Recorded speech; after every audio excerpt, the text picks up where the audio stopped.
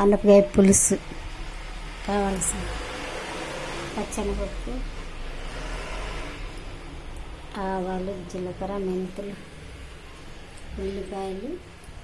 ఉల్లిపాయలు, కరివేపాకు, పచ్చిమిరపకాయలు, అల్లం వెల్లుల్లిపాయలు ఇవేలాగా తొక్క తీసుకొని శుభ్రంగా కడిగి ముక్కలు కోసుకోవాలి. ఇప్పుడు మనం తాలింపు పెట్టుకోవాలి.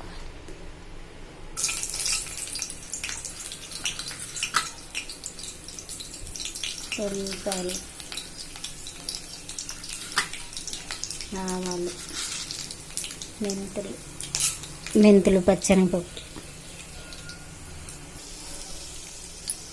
జీలకర్ర, పప్పు, మినపప్పు, ఉల్లిపాయలు, కరివేపాకు, పచ్చిమిరపకాయలు అన్నీ వేసాను. చింతపండు పులుసుకి ఇది నానబెట్టి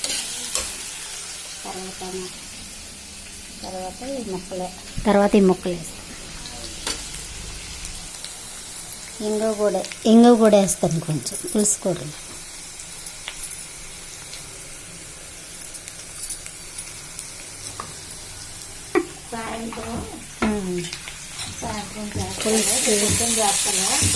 అవునవును, ఇలా పులుసు చేసుకోండి. ఏంటి తాలింపులోనండి? వెల్లుల్లిపాయ, జీలకర్ర, ఆవాలు, పచ్చనపప్పు, పచ్చిమిరపకాయలు అన్నీ వేసాను అన్నమాట. పచ్చనపప్పు కూడా వేసాను.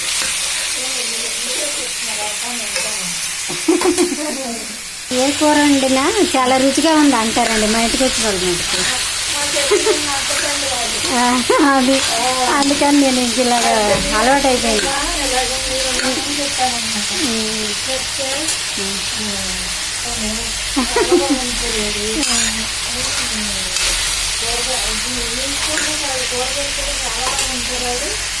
టమాటా వేసాం.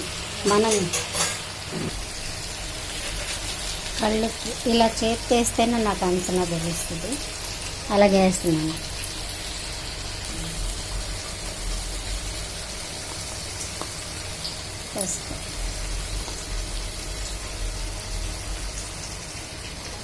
కారం 2 స్పూన్లు వేసాను. కారం 10 సరిపోద్ది.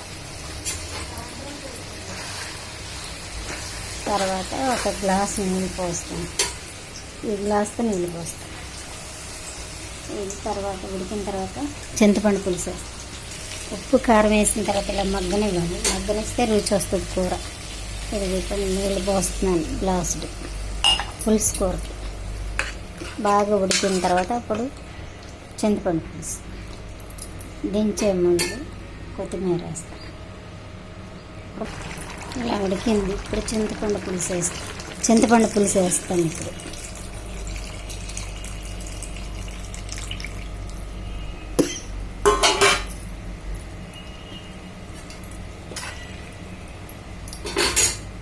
ఇంకా బాగా ఉడకాలి. వేస్తున్నాను. కొత్తిమీర అయిపోయింది. ఇంక కూర ఉడికిపోయినట్టే దించేయటం. ఈ వేడికి మగ్గిపోద్దండి. మిగలడకూడదు కూడా కొత్తిమీర. ఇంకా స్టవ్ ఆఫ్ చేసుకుందాం. కూర అయిపోయింది. సొరకాయ పులుసు, ఆనపకాయ పులుసు.